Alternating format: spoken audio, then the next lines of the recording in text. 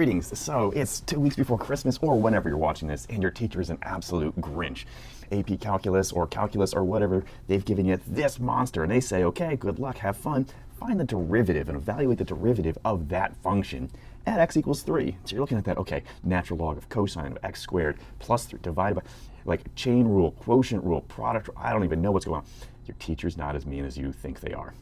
I'm going to go through this, show you how to take the derivative and evaluate the derivative in two different ways. One using Desmos as an application, the other using the TI graphing calculator. First, let's go over to Desmos. So let's say you've got this function, and oh, that looks actually kind of cool.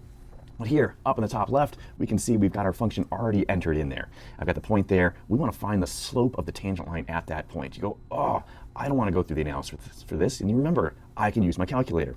All I need to do, f prime 3. Whoa, check that out. There's your derivative evaluated at that point. I can even go so far as to write the equation of the tangent line using my point slope form. I've got f prime of 3, x minus 3, plus f of 3. Wow, that's not so bad.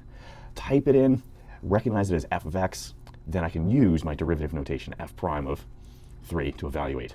If I wanted f prime prime of 3, I can get the second derivative. In this case, I'm not asking you for that.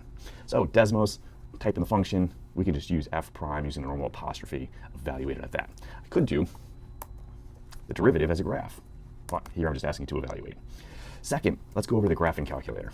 So I've got this already substituted into y1. The whole thing typed in there. Takes a little bit of time, I recognize, but I've got that in there. Two different ways we can do this in the graphing calculator.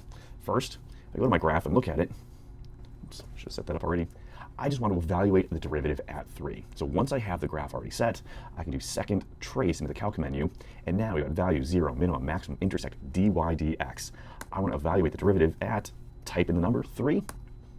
There's my derivative.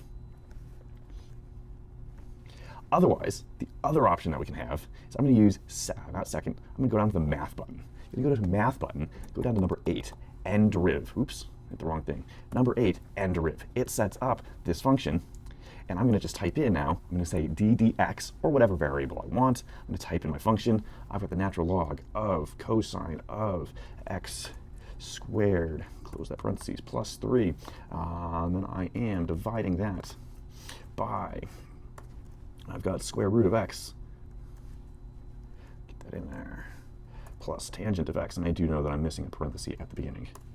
So I'll close that, get my parentheses up top, second insert parentheses. So I've typed in my function as it is. I can see natural log of cosine of x squared plus 3, that chunk divided by the chunk square root of x plus tangent of x, and here at the end I want to substitute or evaluate this for x equals 3. I'm just going to type in 3. There we go. Taking the derivative, evaluating a derivative using the calculator technology is not as bad as you think. So all the way back, that really is not a hard problem if we were using our calculator to evaluate a derivative. Good luck. Happy calculus.